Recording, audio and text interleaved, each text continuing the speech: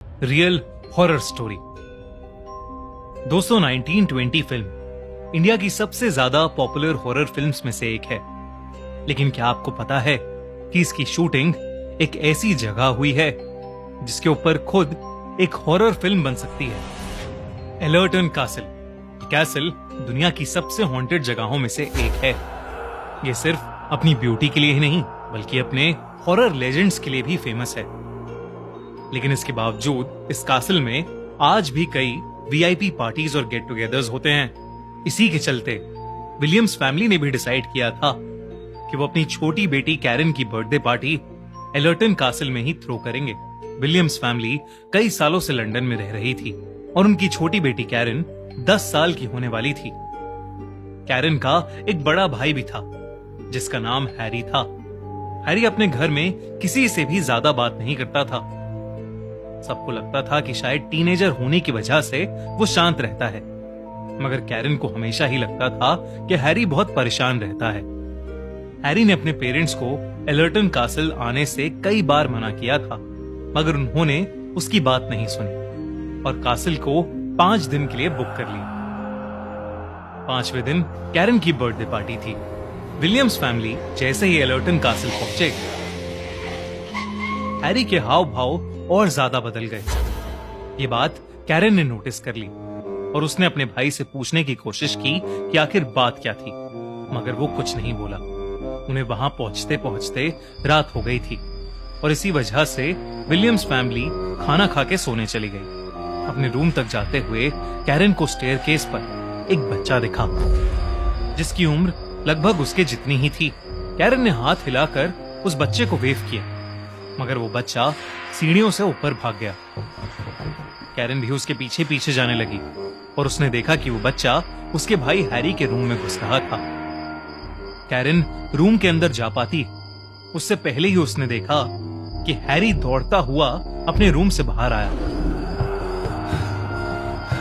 उसके चेहरे पर एक अजीब सा खौफ था और उसका डर के मारे पसीना बह रहा था। हैरी ने कैरन का हाथ पकड़ा और उसे उसके रूम में ले गया। कैरन को अपने भाई के हाव भाव बिल्कुल समझ नहीं आ रहे थे, तो उसने हैरी से उस बच्चे के बारे में पूछा। हैरी ये सुनकर चौंक गया और उसने कैरन को उस बच्चे से दूर रहने को कहा। इसके बाद वो दोनों अपने अपने रूम में सो गए। सोते हुए कैरन को ऐसा लगा कि जैसे उसके सर पर किसी ने हाथ रखा था और धीरे धीरे वो हाथ उसके गले तक जा रहा था और अचानक ही उसे चोक करने लगा था। कैरन ने जैसे ही आंख खोली उसके होश उड़ गए। हैरी उसके ऊपर बैठा उसका गला दबा रहा था। कैरन डर के मारे चिल्लाने लगी और तभी उसके पेरेंट्स भागते हुए रूम में आ गए। कैरन ने अपने पेरेंट्स को बताया कि कैसे हैरी उसे मारने की कोशिश कर रहा था। उसके पेरेंट्स ये सुनकर घबरा उठे। हैरी ने कभी भी ऐसा कुछ नहीं किया था। हैरी अचानक ही रोने लगा और कहने लगा कि जब उसने देखा तो कैरन की जगह कोई डरावना सा इंसान बेड पर सोया हुआ था और इसलिए हैरी ने उस पर हमला किया था। उसके पेरेंट्स को लगा कि शायद हैरी को किसी तरीके का भ्रम हुआ होगा, इसलिए उस रात उन्होंने हैरी को अपने रूम में ही सुला लिया। उस रात के बाद ज्यादातर हैरी अपने रूम में ही रहता था और वो अपने रूम की खिड़की से गार्डन में खेल रही कैरन को देखता रहता था। कैरन की बर्थडे पार्टी से 2 दिन पहले उसके मॉम डैड एलर्टन कासल से दूर किसी काम से गए थे। कैरन को कासल में अक्सर वो बच्चा नजर आया करता था जिसे उसने पहले दिन देखा था। उसी रात कैरन अपने रूम में बैठी अपनी बर्थडे ड्रेस को पहनकर देख रही थी कि तभी उसने शीशे में देखा कि वही बच्चा उसके रूम में झांक रहा है। कैरन जैसे ही मुड़ी तो वो बच्चा अब वहां नहीं था। कैरन दरवाजे से निकलकर कॉरिडोर में गई और उसने देखा कि वो बच्चा स्टेयरकेस के पास खड़ा स्माइल कर रहा था, मानो कैरन को अपने साथ खेलने के लिए बुला रहा हो। कैरन भी उसकी तरफ बढ़ने लगी, मगर तभी अचानक कुछ ऐसा हुआ कि कैरन के पैरों तले जमीन खिसक गई। कॉरिडोर के अंधेरे से एक बहुत ही डरावना आदमी हाथ में हथौड़ा लिया आया और उसने वो हथौड़ा सीधा उस बच्चे के सर पर मार दिया। वो बच्चा उस वार की वजह से सीढ़ियों से नीचे गिर गया और नीचे गिरते ही गायब हो गया। कैरन ये देखकर बहुत जोर से चिल्ला पड़ी। उस आदमी की नजर कैरन की ओर गई और वो उसकी तरफ आने लगा। तभी हैरी वहां आ गया और उसने अपनी बहन कैरन को धक्का दिया और खुद उस आदमी के सामने आ गया। वो आदमी हैरी के आर पार हो गया, पर ऐसा होते ही वो आदमी भी वहां से गायब हो गया। मगर हैरी बुरी तरह कांपने लगा। उसकी आंखें सफेद हो गईं और उसके मुंह से झाग निकलने लगे। हैरी वहीं नीचे गिर गया और उसकी बॉडी अकड़ने लगी। वो बहुत ही ज्यादा भयानक लग रहा था। देखते ही देखते हैरी बिल्कुल शांत हो गया। उसकी मौत हो चुकी थी। ये देखकर कैरन सर से लेकर पांव तक खौफ में थी। कुछ देर तो वो वहीं जमी खड़ी रही, मगर फिर हिम्मत करके वो हैरी के रूम में गई और हैरी के फोन से उसने अपने पेरेंट्स को कॉल किया। जब मिस्टर और मिसेस विलियम्स घर पहुंचे तो कैरन हैरी के रूम में बेहोश पड़ी थी। जब वो होश में आई तब उसे कुछ भी याद नहीं था। पूरी विलियम्स फैमिली इस इंसिडेंट से हिल चुकी थी।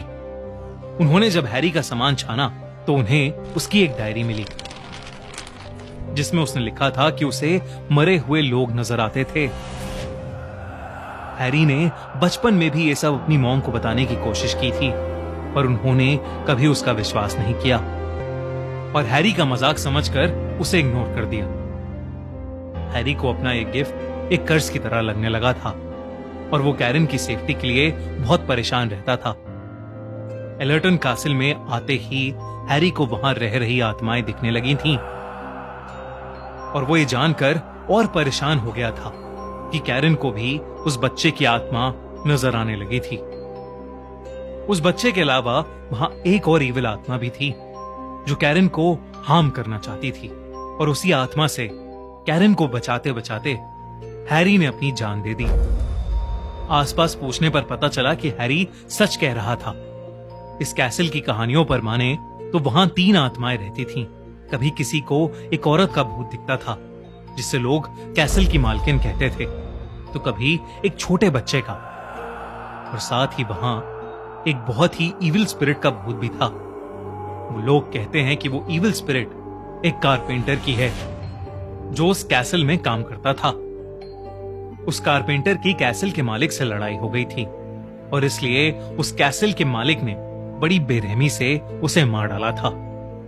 उस दिन के बाद से पूरी विलियम्स फैमिली कभी कैरन का बर्थडे दोबारा नहीं मना पाई, क्योंकि उसका जन्मदिन अब उन्हें एक बेहद खौफनाक हादसे की याद दिलाता था।